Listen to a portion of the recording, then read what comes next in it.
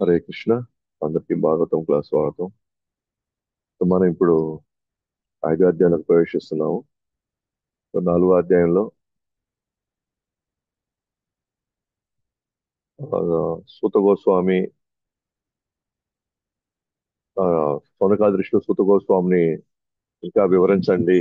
ఎందుకంటే పషిత మహారాజు సుఖదేవ్ గోస్వామి ఇద్దరు కూడా కృష్ణ భక్తులు కాబట్టి, సో వాళ్ళ మధ్య వచ్చినటువంటి జరిగినటువంటి సంభాషణ ఖచ్చితంగా కృష్ణ కథే ఉండి ఉంటుంది.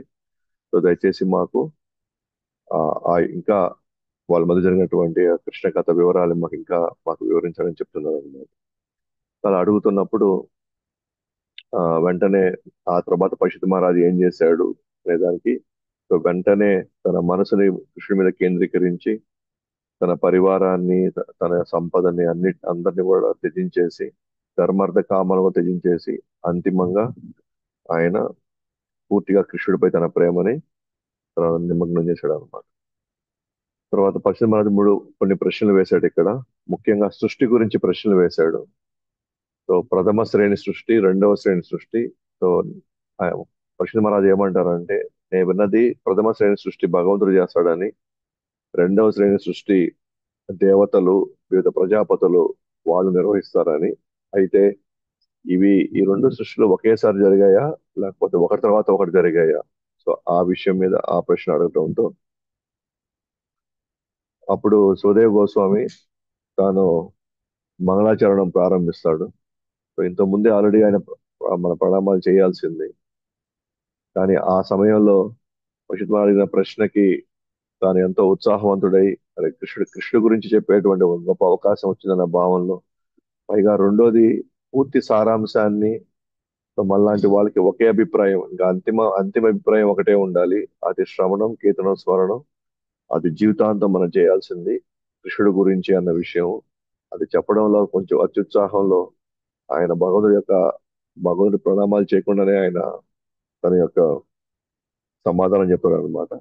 అయినప్పటికీ కూడా ఆయన ఓం నమో భగవతే వాసుదేవాయ అన్నటువంటి ఆ ప్రార్థన, ఆ మంత్రం చెప్పి తర్వాత ఆయన సమాధానం చెప్పాడు. అది ఇప్పుడు ఆయనకి ఆ స- అది ఆ- ఆ- ఆ సారాంశం చెప్పేశారు కాబట్టి, సో ఇప్పుడు ఆయన ఈ అడిగిన ప్రశ్నలకి ఆయన ప్రణామాలు చేసుకుంటూ చెప్తున్నాడు అనమాట. సో నిన్నంతా మనం చెప్పుకున్నాము.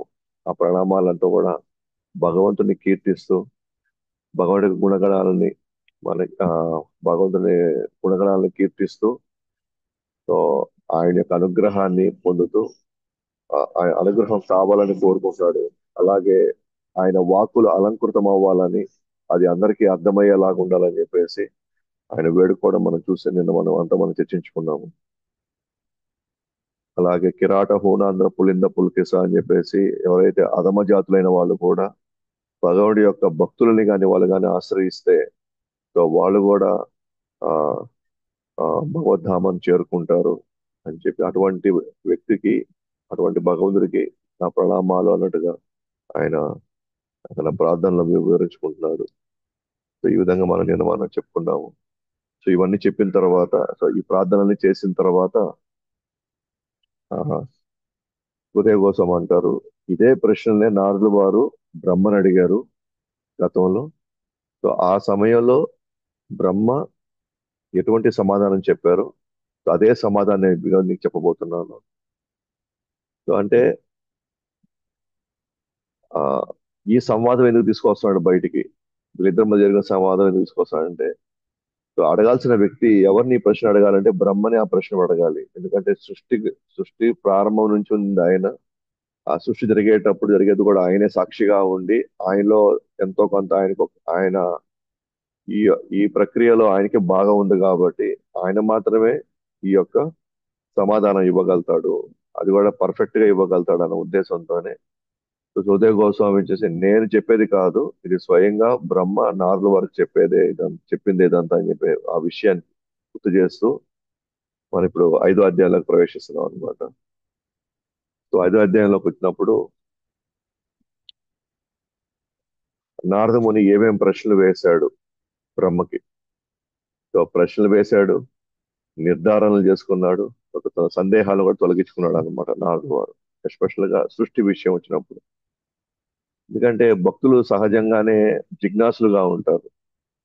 ఎందుకంటే వాళ్ళు వాళ్ళ గురించి ఆలోచించరు కానీ వాళ్ళు జనరల్ గా ప్రకృతి గురించి, ఈ ప్రకృతిలో జరిగినటువంటి ఈ సృష్టి గురించి, ఈ కర్మ గురించి, భగవానుడి యొక్క ఆ భగవద్ చెప్పడానికి కావాల్సినటువంటి ఆ విధి విధానాలు ఏంటి, లేదా తత్వం ఏంటి, ఇవన్నీ కూడా ఇటువంటి ప్రశ్నలు జనరల్ గా ఒక జిజ్ఞాస అయినటువంటి ఏ వ్యక్తి అయినా సరే ఇటువంటి ప్రశ్నలు వేస్తాడు అన్నమాట. అట్లానే నారద ముని కూడా ఆ మన సుఖదేవ్ మన బ్రహ్మని అడిగారు అన్నమాట.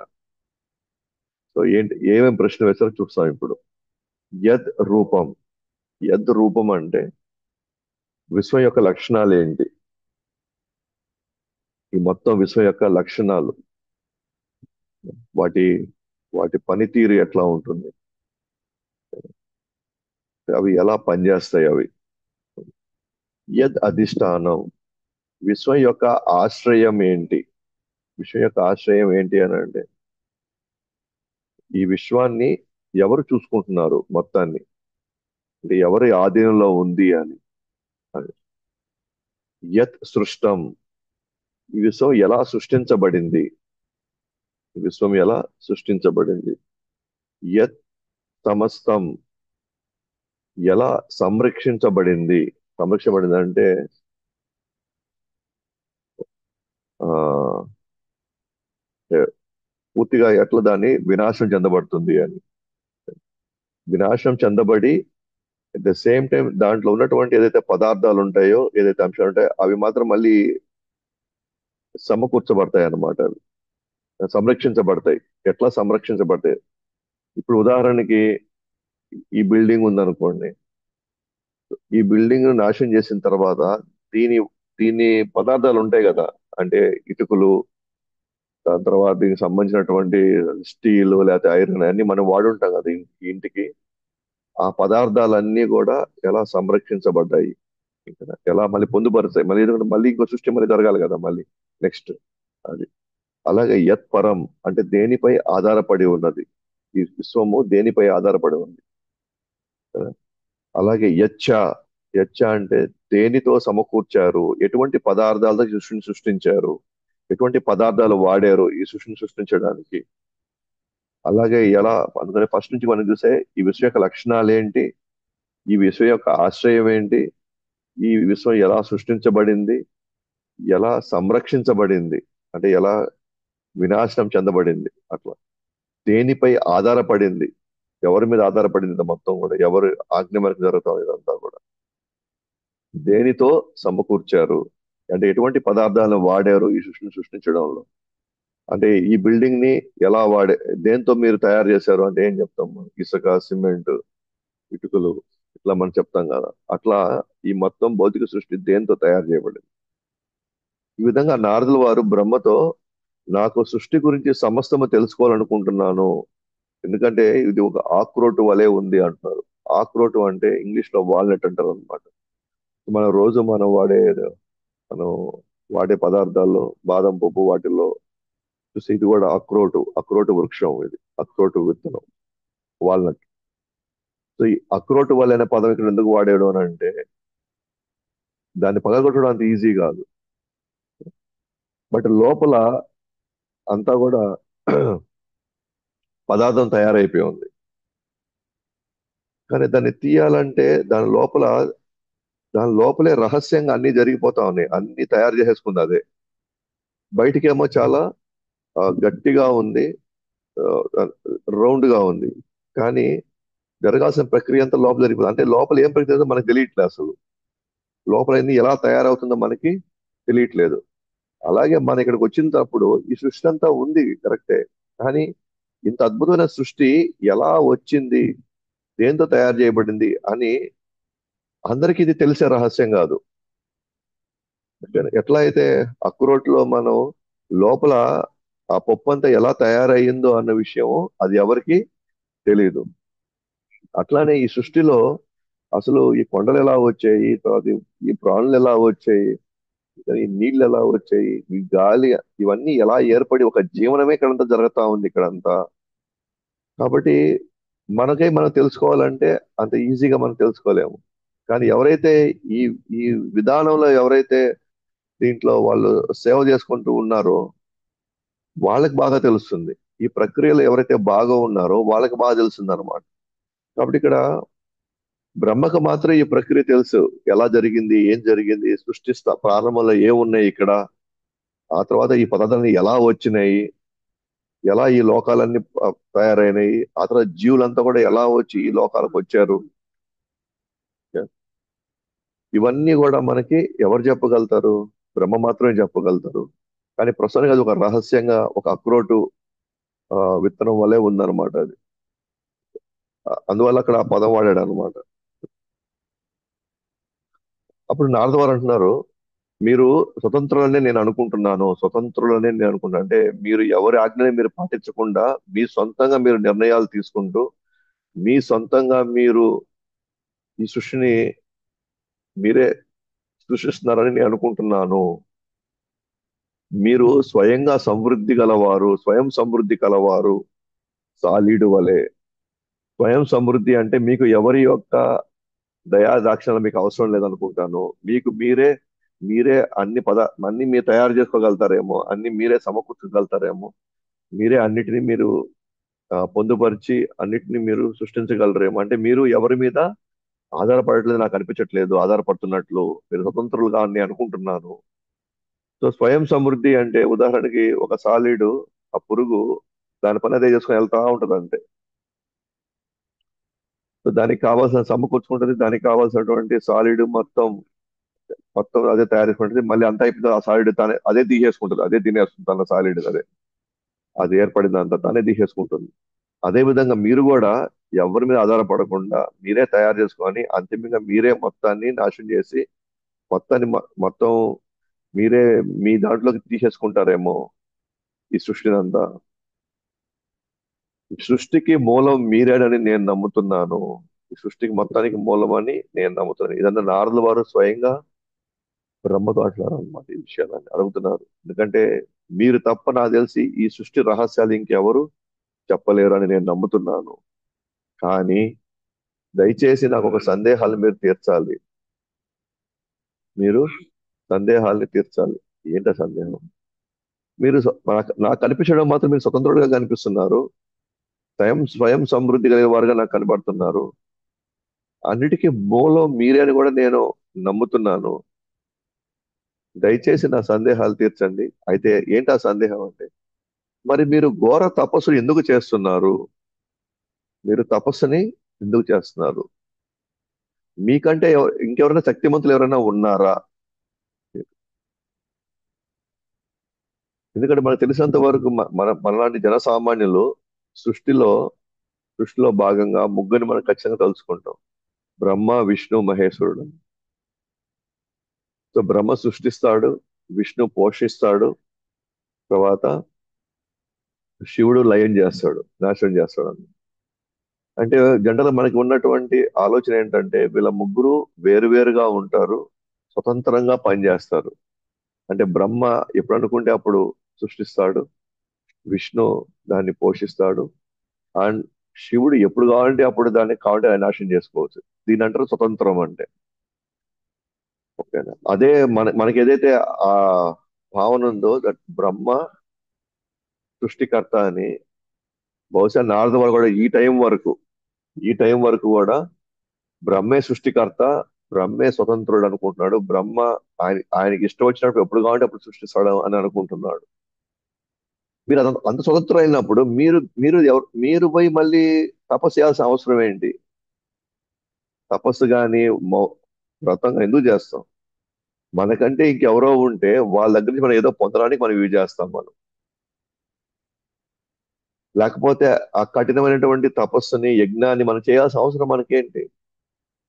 ఎవరో ఒకరు మనకు కావాల్సినటువంటి అంశాలని ఎవరో ద్వారా పొందడానికి మనము ఏదైనా ఒక విధి విధానాన్ని మనం ఫాలో అవుతాం. సో బ్రహ్మ స్వతంత్రుడైతే బ్రహ్మ స్వతంత్రుడుగానైతే ఆయన ఎందుకు ఎప్పుడు చూసినా తపస్సులో ఉంటాడు ఆయన? ఆ తపస్సు చేయాల్సిన అవసరం ఏమైనా ఉందా అసలు?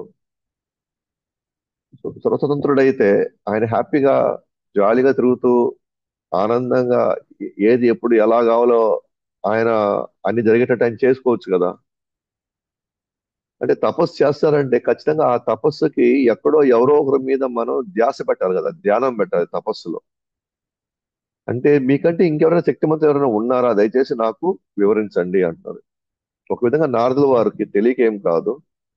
నారదుల వారు ఎవరు ఎందుకు అడుగుతున్నారంటే మన కోసం. ఎందుకంటే మనలాంటి వాళ్ళు దేవతల్ని స్వతంత్రులుగా ఆలోచిస్తున్నాము.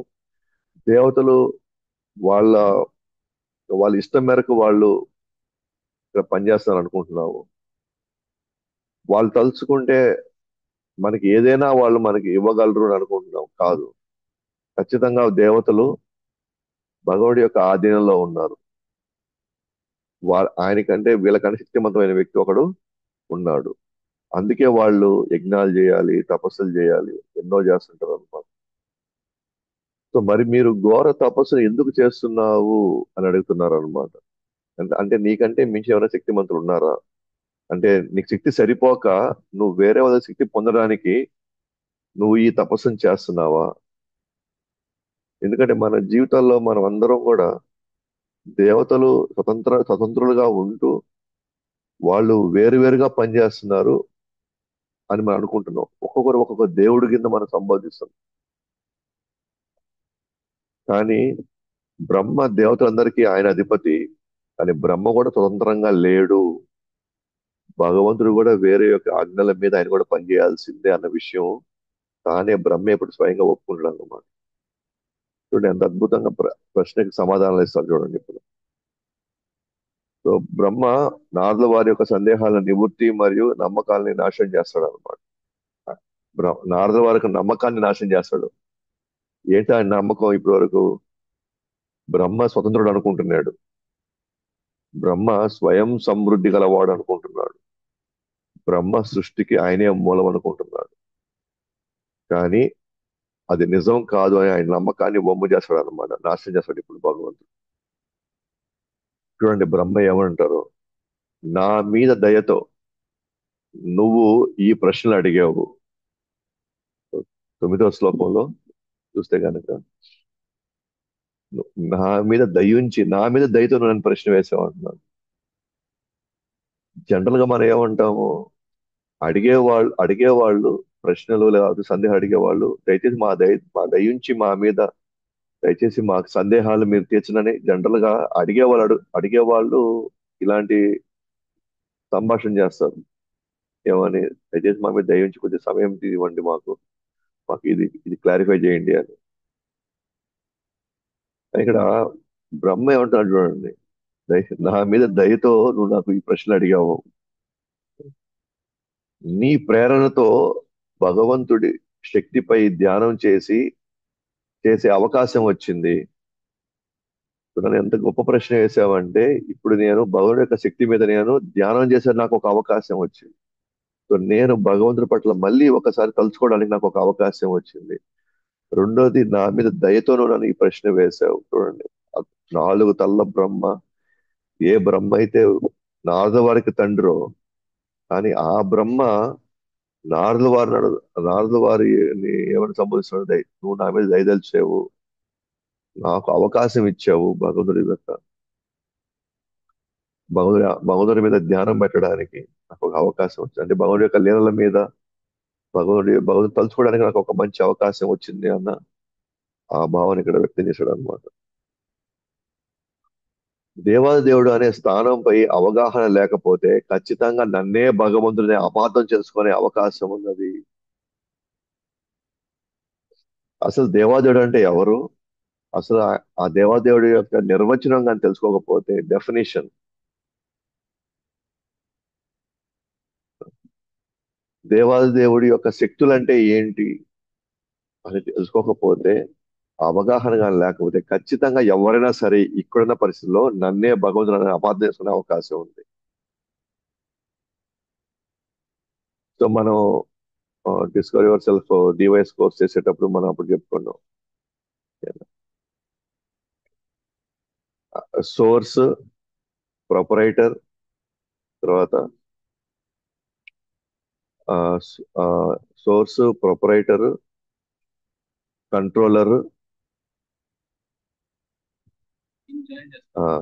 తర్వాత ఎంజాయర్ అంటే భోక్త అని. ఎవరైతే దీని దీనికి ఎవరైతే సోర్స్, ప్రొపరేటర్, ఎంజాయర్ గా ఎవరైతే ఈ యొక్క పాత్ర పోషిస్తారో వాళ్ళే భగవంతుడు అనాలి, వాళ్ళే దేవాదుడు అనాలి. ఆ తర్వాత మళ్ళీ పరాశరముని షడైశ్వర్య పురుడు యొక్క లక్షణాలు ఇచ్చాడు, భగవంతుడి యొక్క లక్షణాలు ఇచ్చాడు. అంటే ఐశ్వర్యం గాని, అందం గాని, తర్వాత పేరు ప్రఖ్యాతలు, తర్వాత జ్ఞానంలో, బలంలో, వైరాగ్యంలో, ఈ 6 అంశాలు ఎవరైతే పరిపూర్ణంగా ఉంటారో వాళ్ళు మాత్రమే మనం దేవాది దేవుడు అనాలి, వాళ్ళు మాత్రమే మనం భగవంతుడు అనాలి అన్న విషయం, అన్న నిర్వచనం, ఇది కరెక్ట్ గానే ఎవరు తెలుసుకోలేకపోతే, దీన్ని కరెక్ట్ గానే అవగాహన చేసుకోకపోతే మాత్రం మనకు కనిపించడంతా భగవంతుడు అంటా ఉంటాం మనం. అందుకే ఇక్కడ బ్రహ్మ అన్నాడు అనమాట, దేవాదేవుడు అనే స్థానంపై అవగాహన కానీ లేకపోతే ఎవరైనా సరే నన్ను కూడా దేవాదేవుడు అనుకుంటారు, నన్ను కూడా భగవంతుడు అని అనుకునే అవకాశం ఉంది, అపార్థం చేసుకునే అవకాశం ఉంది. నేను కేవలం ఆయన సృష్టించిన దానిని నేను పునఃసృష్టిస్తాను, ఆయన సృష్టించిన దాన్ని నేను మళ్ళీ పునఃసృష్టిస్తాను తప్ప నేను యాక్చువల్ సృష్టికర్త నేను కాదు. నేను ద్వితీయ శ్రేణి సృష్టికర్తని, భగవంతుడు ప్రథమ శ్రేణి సృష్టికర్త. ఇంకా చెప్పాలి అని అంటే భగవంతుడు ఇంజనీర్ అన్నమాట. ఇక్కడ మొత్తం ప్లాన్ ఇచ్చేశాడు, దానికి కావాల్సినటువంటి వస్తువులు ఇచ్చేశాడు. బ్రహ్మ ఇక్కడ ఎవరు అంటే ఒక మేస్త్రి లాగా అన్నమాట. ఆయన కొంతమందిని పెట్టుకొని ఇంజనీర్ చెప్పినట్టుగా, లేకపోతే ఓనర్ చెప్పినట్టుగా దాన్ని పునఃస్థాపిస్తాడు, దాన్ని కడతాడు అనమాట. సో అంటే దాని అర్థం ఏంటి, ప్రథమ శ్రేణి సృష్టి ఎవరు చేశారు, దాని ప్లాన్ అంతా, దానికి కావాల్సిన ముడి పదార్థాలు, దానికి కావాల్సిన శక్తి, దానికి కావాల్సిన డబ్బులు అని ఎవరు ఇచ్చారు, ఓనర్ ఇచ్చాడు. అంటే ఇక్కడ దేవాదేవుడు ఇచ్చాడు. నేను ఆయన ఇచ్చినటువంటి ఆ యొక్క ఆ ప్లాన్ కి, ఆ సృష్టికి నేను పునఃసృష్టిస్తాను, మళ్ళీ సృష్టిస్తాను. సో మొత్తం ఆయనదే, పదార్థాలు ఆయనవే, శక్తి ఆయనదే, డబ్బులు ఆయనవే, అన్ని జ్ఞానం ఆయనదే, మొత్తం ఆయనదే. ఎలాగైతే మన నక్షత్రాలు చూసినప్పుడు నక్షత్రాలు మెరుస్తాయి అనుకుంటాం, లేదా మనం చంద్రుడు చూసినప్పుడు చంద్రుడు స్వయంగా మెరుస్తున్నాయి అనుకుంటాం మనం, కానీ వెనకాల సూర్యుడు మనకు కనబడ్డు ఆ టైంలో.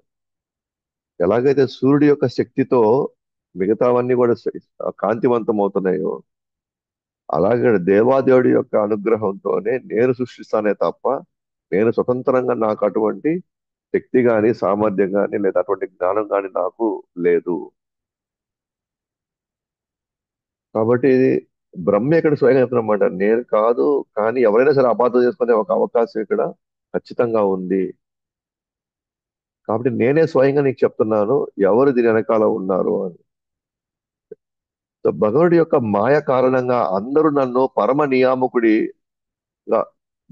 నియామకుడిగా అందరూ భావిస్తారు.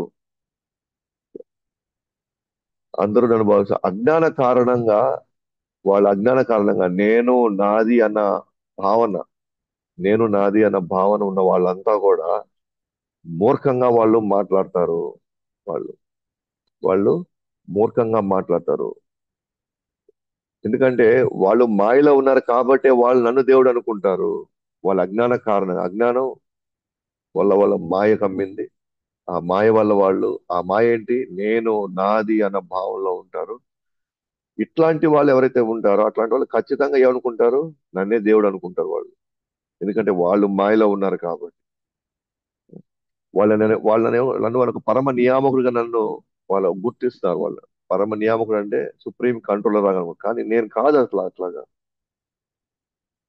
మీరు అనవసరంగా అపార్థం చేసుకొని నన్ను అనవసరం నన్ను పైకి ఎత్తేస్తున్నాను, నన్ను దేవదేవుడిగా. ఎప్పుడైతే మనం దేవతల దగ్గరికి వెళ్ళి, సపోజ్ వినాయకుడు కావచ్చు, సుబ్రహ్మణ్యం స్వామి కావచ్చు, లేకపోతే అమ్మవారు కావచ్చు, ఎవరైనా మనం వెళ్ళి వాళ్ళ దగ్గరికి వెళ్ళి, నువ్వు దేవాదేవుడివి, అంతా నీ చేతుల్లో ఉంది, నువ్వు తప్ప ఇంకెవరు నాకు లేరు, సకల సృష్టి నీ వల్లే వచ్చిందని ఇలాంటి ప్రార్థన చేసామనుకోండి, దేవతలు సైతం సిగ్గుతో తల ఉంచుకుంటారు అన్నమాట.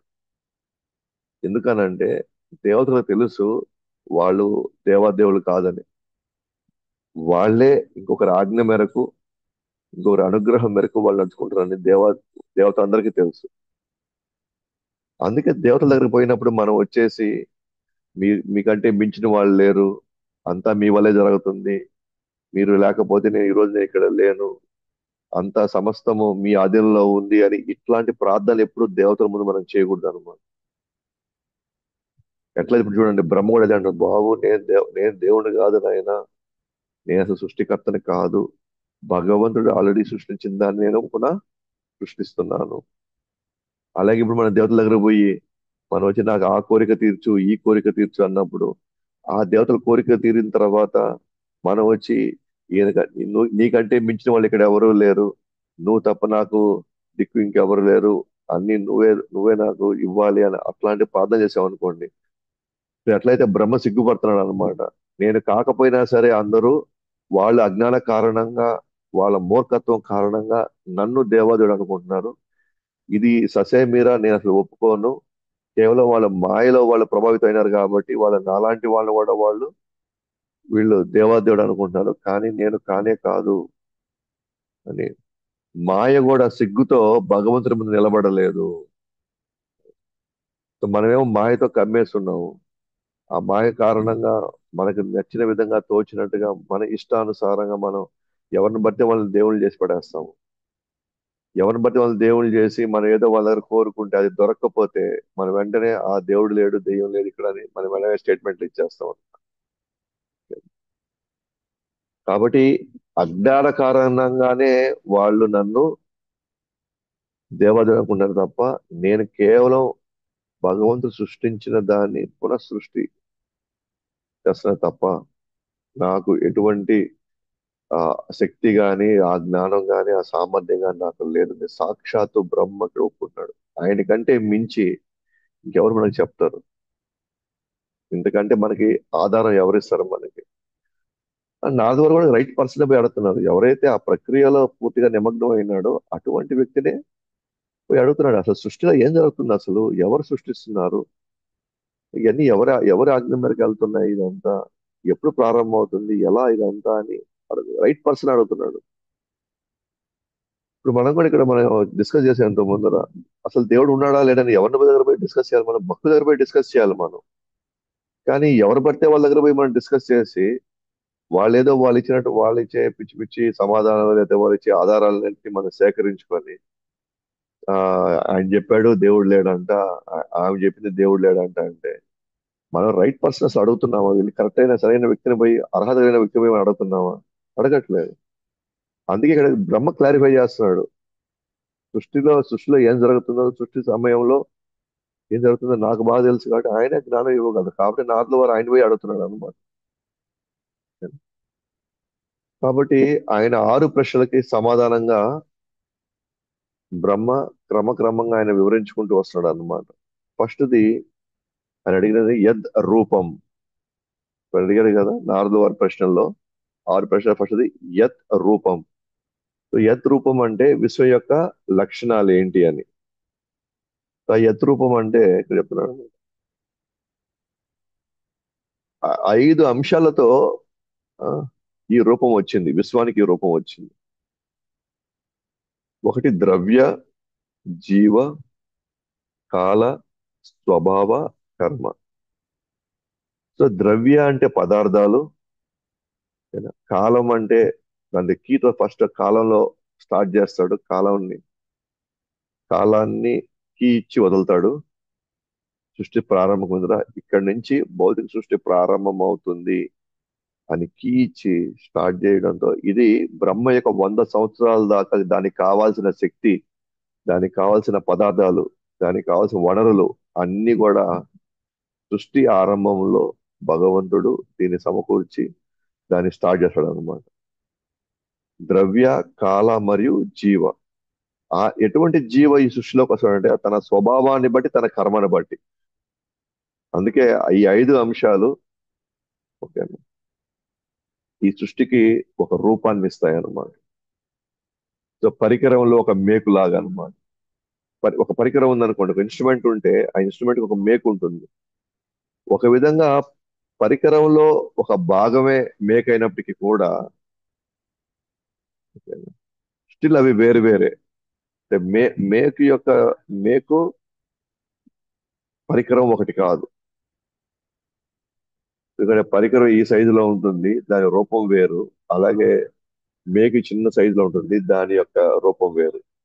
ఒక విధంగా అది వేరు వేరేను, కానీ ఇంకో విధంగా అవి ఒకటే. ఒకటే ఎప్పుడవుతుంది? ఆ మేకు పరికరంలో ఒక భాగం అయినప్పుడు, ఎగ్జాక్ట్ గా అది ఫిట్ అయినప్పుడు అది పరికరంలో భాగం అవుతుంది. ఎట్ ద సేమ్ టైం మనం ఏం చేయొచ్చు, దాన్ని సపరేట్ గా విడద కూడా తీసేయవచ్చు. అంటే పరికరంలో ఒక భాగంగా ఉన్నప్పుడు అంతా ఒకటే. దాన్ని తీసేసినప్పుడు ఈ రెండు వేరు వేరు. అలాగే ఒక విధంగా ఈ పదార్థాలన్నీ కూడా జీవ కాల అంతా కూడా భగవంతుడిలో భాగమే. అన్ని కూడా భగవంతుడి యొక్క శక్తిలో భాగమే. అయినప్పటికీ కూడా వాటిని అతీతంగానే చూడాలి. భగవంతుడు వీటికి అతీతంగానే ఉంటాడు. కొన్ని సందర్భాల్లో వ- భగవంతుడు కూడా ప్రకృతి యొక్క పదార్థం లాగా కనిపిస్తుంది మనకి ఒక సందర్భంలో. కానీ ఎప్పుడు ఆయన ప్రకృతిలో ఉన్నప్పుడు కూడా ఆయన ప్రకృతికి సంబంధించిన వ్యక్తి కాదు ఆయన.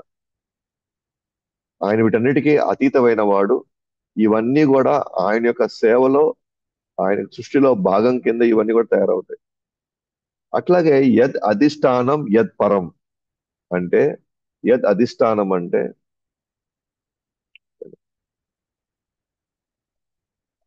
అధిష్టానం అంటే ఏంటి? ఆయనే ఆశ్రయము, ఆయనే ఆధారము.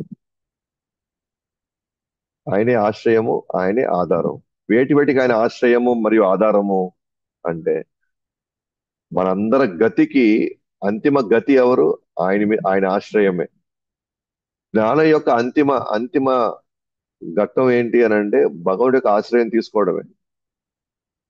తపస్సు యొక్క అంతిమ గతి, అంతిమ ఆ, అంతిమ ఫలం ఏంటి అంటే, మళ్ళీ ఆయన్ని ఆశ్రయించడమే. యోగా యొక్క అంతిమ ప్రయోజనం ఏంటి అనంటే, ఆయన్ని ఆశ్రయించడమే. అట్లాగే మత, లోక, దేవత, వేదాలు ఇవన్నీ కూడా ఎవరి మీద ఆధారపడి ఉన్నాయి? భగవంతుడి మీద ఆధారపడి ఉన్నాయి. అలాగే ఆయన్నే ఆశ్రయిస్తాయి ఇవన్నీ కూడా. అంటే అంతిమంగా ఆయన దగ్గరికే చేరుకుంటాయి ఇవన్నీ. ఎవరైనా నారాయణుడు. కాబట్టి యద్ అధిష్టానం యత్ పరం అంటే, ఏది నేను కాదు గతి, ఇక్కడ నేను కాదు, నేను కాదు లక్ష్యం, ఇక్కడ కాదు. నేను కూడా నారాయణ ఆశ్రయం నేను పొందుతున్నాను. నేను కూడా ఆధారం కూడా నారాయణుడే నాకు.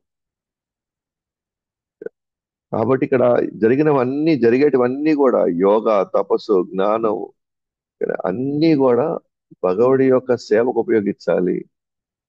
ఎందుకంటే అందరం కూడా భగవంతుడిపై ఆధారపడి ఉన్నాము. భగవంతుడే మనకి ఆశ్రయించున్నాడు ఇప్పుడు. కాబట్టి ఆయన బ్రహ్మ అంటున్నాడు, ఈ సృష్టికి ఆధారం మొత్తం భగవంతుడే, ఈ సృష్టికి ఆశ్రయం కూడా భగవంతుడే. కాబట్టి ఇవన్నీ జరుగుతున్నప్పుడు కూడా జ్ఞాన, తప, యోగ, మక, లోక, దేవతలు వీళ్ళంతా కూడా ఆయన్ని ఆశ్రయించున్నారు, ఆయనపై ఆధారపడి ఉన్నారు అన్న విషయాన్ని మనకి ఇక్కడ తెలియజేస్తాడు అనమాట. అలాగే బ్రహ్మకి భగవంతుడికి ఉన్నటువంటి తేడా చెప్తారు అనమాట. తనకి భగవంతుడికి ఉన్న తేడా ఇంత క్లియర్ గా మనకి, సాక్షాత్తు బ్రహ్మ మనకి, ఆయనకి దేవుడికి ఉన్న ఆ ఆ వ్యత్యాసాన్ని ఆయన వివరిస్తాడు. బ్రహ్మ జీవతత్వము, భగవంతుడు విష్ణుతత్వము. సో మనం డివైస్ చెప్పుకున్నప్పుడు 4 రకాల తత్వాలు మనం చెప్పుకున్నాం. ఒకటి విష్ణుతత్వం, 2 శంభుతత్వం, 3 శక్తితత్వం, 4 జీవతత్వం. అందరూ వచ్చింది విష్ణుతత్వం నుంచే. కానీ వేరు వేరు తత్వాల్లో మనం మన జీవితాన్ని కొనసాగిస్తుంటాం. ఉదాహరణకి ఆ పెరుగు వచ్చింది పాల నుంచే, నెయ్యి వచ్చింది పాల నుంచే, వెన్న వచ్చింది కూడా పాల నుంచే. ఎస్, గుణానుపరంగా అందరం పాల పదార్థాలు అయినప్పటికీ కూడా, బట్ అవి తర్వాత అవి మారిపోయిన కొన్ని పరిణామాలు, కొన్ని రూపాంతరం చెంది, ఒకటేమో పెరుగయింది, ఒకటేమో తర్వాత నెయ్యి అయింది. అంటే వాటి యొక్క గుణగణాలన్నీ మారిపోయేసి వేరే టేస్ట్ ఇస్తున్నాయి ఇప్పుడు మనకి. బట్ వీటన్నిటికీ ఆధారం ఏంటి? పాలు. ఎవరి ఆశ్రయం తీసుకుంటే పాలే ఆశ్రయం వాటికి. అట్లానే ఇక్కడ ఉన్న సమస్తము భగవుడే ఆశ్రయము, భగవుడే ఆధారం అన్నమాట. అట్లానే జీవతత్వము, విషుతత్వము, జీవతత్వం, విషుతత్వం కూడా ఇవన్నీ వివిధ తత్వాలే అయినప్పటికీ కూడా అన్ని కూడా భగవంతు నుంచే వచ్చాయన్నమాట ఈ తత్వాలన్నీ కూడా.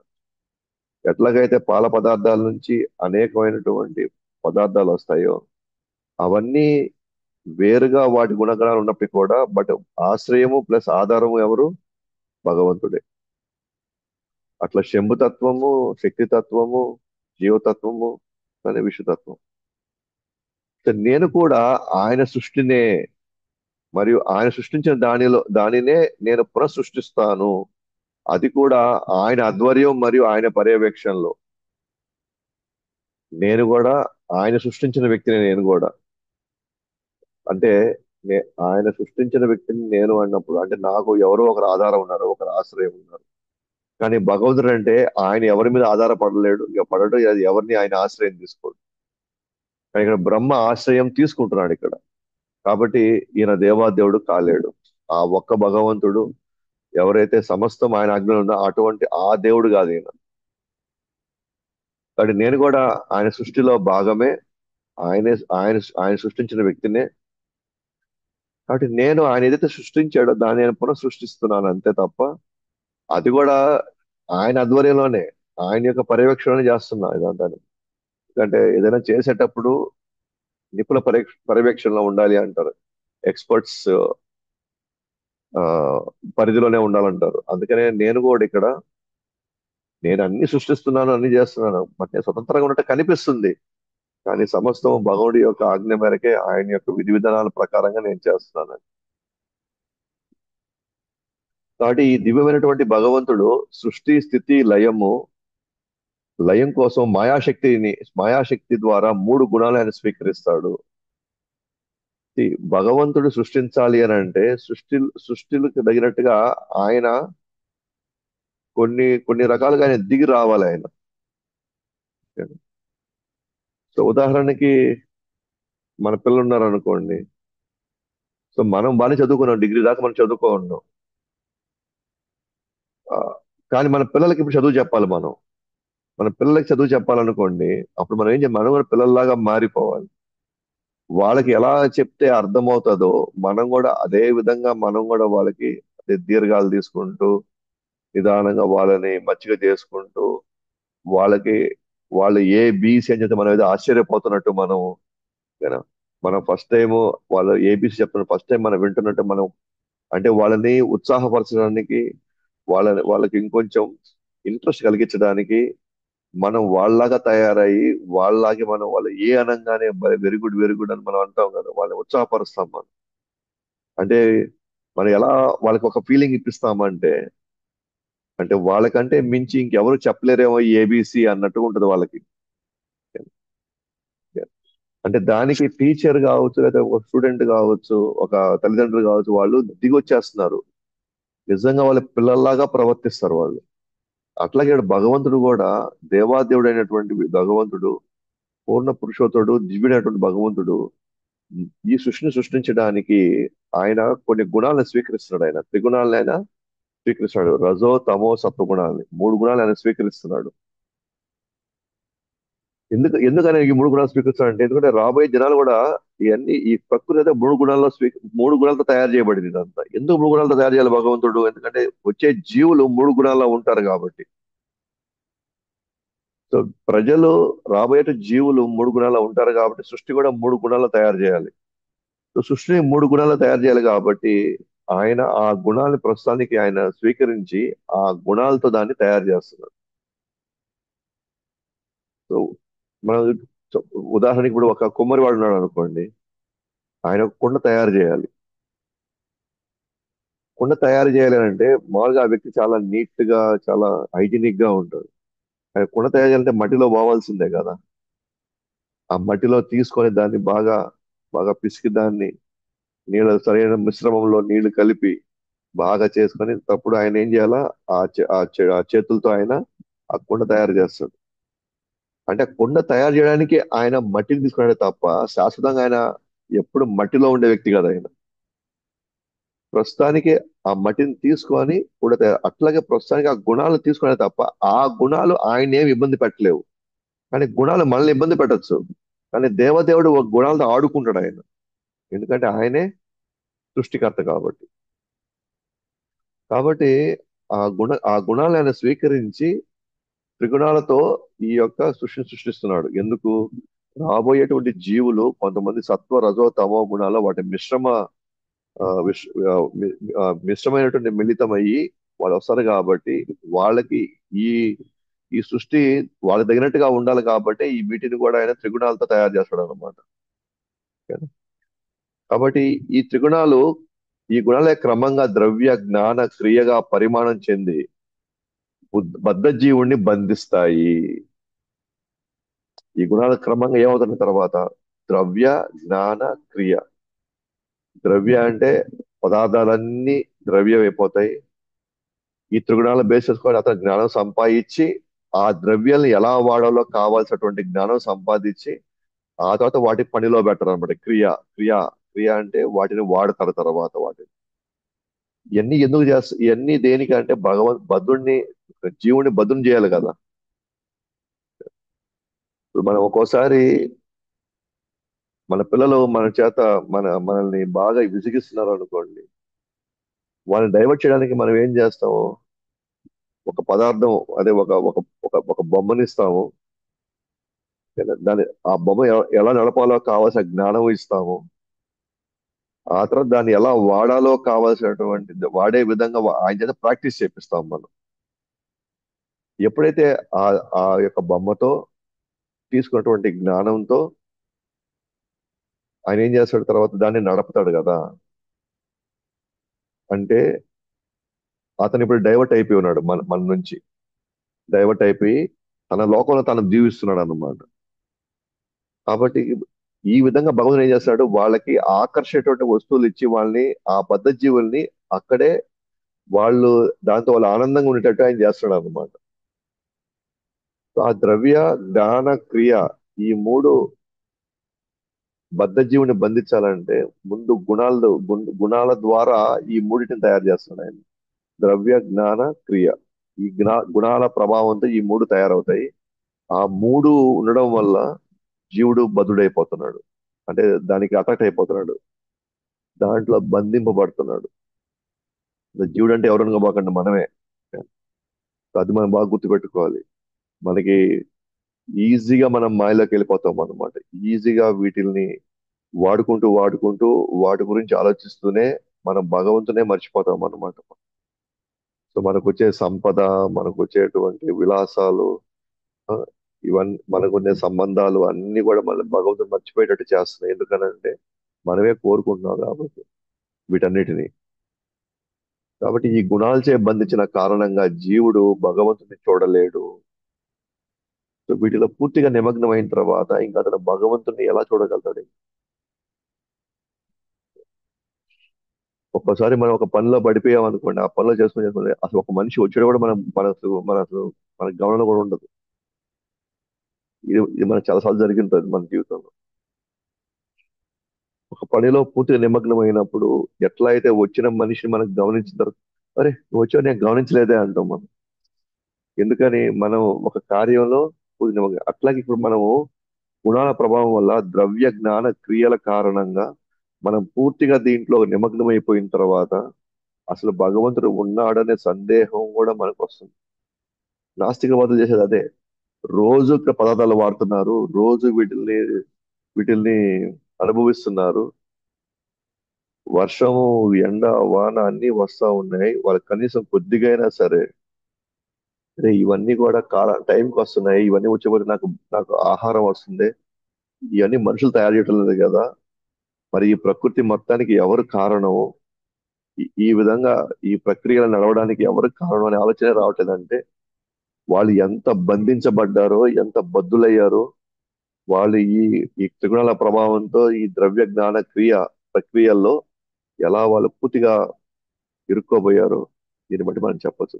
కాబట్టి బ్రహ్మ అంటున్నాడు ఇక్కడ, ఈ విధంగా వీళ్ళు దీంట్లో కూరుకోబోయారు కాబట్టే వాళ్ళు భగవంతుని చూడలేకపోతున్నారు అని చెప్తూ ఆయన మనకి క్రమక్రమంగా ఈ సృష్టి ఎలా సృష్టించబడింది అన్న విషయంలోకి వెళ్తున్నాడు అనమాట. సో మిగిలింది మనం రేపు చూస్తాము. ఆ సృష్టి యొక్క ప్రక్రియ ఎలా జరుగుతుంది అంటే, ఎలా ఈ ఈ భౌతిక సృష్టి ఎలా వస్తుంది, first of all starting point ఏంటి, క్రమక్రమంగా ఎటువంటి పరిణామాలు రూపాంతరం చెందుతాయి, అంతిమంగా మనం ఈ సృష్టిలో మనం ఈ రోజు వచ్చి ఎలా నివసించగలుగుతున్నాం మనం, ఇవన్నిటిని కూడా బ్రహ్మ కొంచెం మనకి వివరిస్తాడు నారదుల వారికి.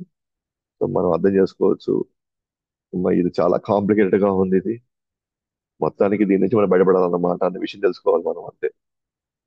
అంటే భగవంతుడు మనల్ని, మన కోరికలు తీర్చడానికి భగవంతుడు ఎంత కష్టపడాల్సి వస్తుంది, మన కోరికలు తీర్చుకోవడానికి కోసం భగవంతుడు ఇంత పెద్ద సృష్టిని సృష్టిస్తున్నాడు. అదే మన కోరికలే కానీ లేకపోతే మనకి సృష్టితో మనకి సంబంధం లేదు, ఈ సృష్టిలో ఉన్న దేవతలతో మనకు అటువంటి సంబంధం కూడా లేదు, ఈ సృష్టిలో ఉన్నటువంటి వ్యక్తులతో మనకి ఎటువంటి సంబంధం లేదు. మనకు ఒకే ఒకరితో శాశ్వత సంబంధం ఉంటుంది, అది దేవాదేవుడు శ్రీకృష్ణుడితో. దాన్నే సనాతన ధర్మం అంటారు. మిగతా ధర్మాలన్నీ కూడా చెదిరిపోయే ధర్మాలు, మనల్ని మోసం చేసే ధర్మాలు. ఎందుకంటే అవి మనతో శాశ్వతంగా ఉండవు అన్నమాట. ఒకే ఒక ధర్మం మనం శాశ్వతంగా మనం కృష్ణుడితో ఉండేటువంటి సంబంధం శాశ్వతమైనది, సనాతనమైంది. ఆ ధర్మమే నిజమైన ధర్మం. ఓకే? కాబట్టి మిగతా ఈ డ్రామాలన్నీ ఏవైతే జరుగుతున్నాయో వీటన్నిటి మీద మనం అంత సీరియస్ గా తీసుకొని వాటిలో నిమగ్నం అవ్వడానికి మనం ప్రయత్నించకూడదు. మనకి అవకాశం వచ్చినప్పుడు సరే భగవంతుడికి ఏం చేయగలము అని ఆ విషయంలో మనం ఎప్పుడు ఆలోచిస్తూ ఉండాలి. అప్పుడే మనం వీటి మాయలో కానీ వీటి ప్రభావంలో మనం పడకుండా మనం భగవంతుడికి మనం నిరంతరం మనం చేసుకుంటూ కూడా ఉండొచ్చు. కాబట్టి మిగిలింది మనం రేపు చూసుకుంటాం. గ్రంథరా శ్రీమద్ భాగవతం కీ జై, అనంత కోటి వైష్ణవుడు కీ జై, శ్రీల ప్రభుపాద్ కీ జై. అవకాశం ఉంటే ఇవన్నీ కూడా ఒకసారి భాష్యంలోకి వెళ్ళి చూడండి. భాష్యంలోకి వెళ్ళి చూస్తే మీకు కొంచెం వివరణ ఉంటుంది. ఒకసారి ఇది కొంచెం అర్థం కాలేకపోతే ప్రభుపాద వారు ఇంకొన్ని ఉదాహరణలు ఇచ్చి ఉంటారు, దాన్ని దయచేసి అది చదవండి. హరే కృష్ణ.